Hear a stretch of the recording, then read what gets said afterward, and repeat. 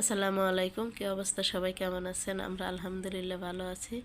নতুন একটি ভিডিওতে আপনাদের সবাইকে স্বাগতম। যে যেখান থেকে এই ভিডিওটা দেখছেন, আশা করি সবাই ভালো আছেন। যদি কারোর কাছে ভিডিওটা একটু হলেও ভালো লাগে তাহলে একটা লাইক দিবেন, আর যদি বেশি ভালো লাগে তাহলে একটা সাবস্ক্রাইব করে দিবেন। আপনার একটা লাইক, একটা সাবস্ক্রাইব আমাকে অনেকটা সামনের দিকে আগাতে সাহায্য করে। কথা বলতে বলতে মাটির চুলাটা কিন্তু লেপে নিলাম। যেহেতু ঈদ এসেছে, এটা ঈদের ভিডিও ছিল কিন্তু ঈদের আগে দিতে পারিনি। ছোট দুটো বাচ্চা অসুস্থ হয়ে পড়ছে, ও জ্বর ঠান্ডা লেগেছে, এই জন্য ভিডিও করা ছিল বাট এডিট করতে পারিনি। এখন এই যে রান্নাবাড়ি করব, এই জন্য মাটির চুলাটা খুব সুন্দর করে সব জিনিসপত্র দিয়ে সাজিয়ে নিচ্ছি। মাটির চুলাটা লেপে সব জিনিস দিয়ে সাজালে কিন্তু দেখতে খুবই সুন্দর লাগে। সাধারণ জিনিস হয়ে ওঠে অসাধারণ।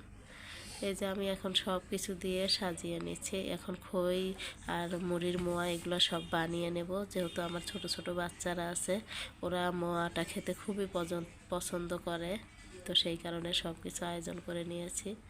আর মাটির চুলায় রান্নাটা খুবই পছন্দ করে, চারপাশে বসে থাকে।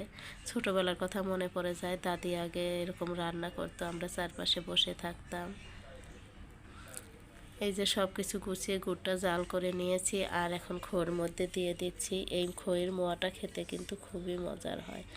গুড়টা একটু ভালো করে জাল করে নিয়ে এলেই কিন্তু মোয়াও খুব সুন্দর হয়। তো আমি এই যে খইয়ের মধ্যে দিয়ে দিয়েছি। এখন একদম গুঁড়িয়ে গুঁড়িয়ে মোয়ার মতো তৈরি করে নিলেই কিন্তু একদম মজাদার মোয়া হয়ে যাবে।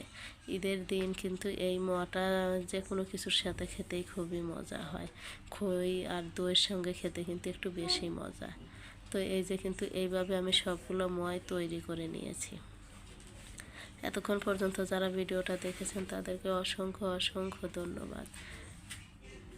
আজকের ভিডিওটা এই পর্যন্তই ছিল। সবাই ভালো থাকবেন, দেখা হবে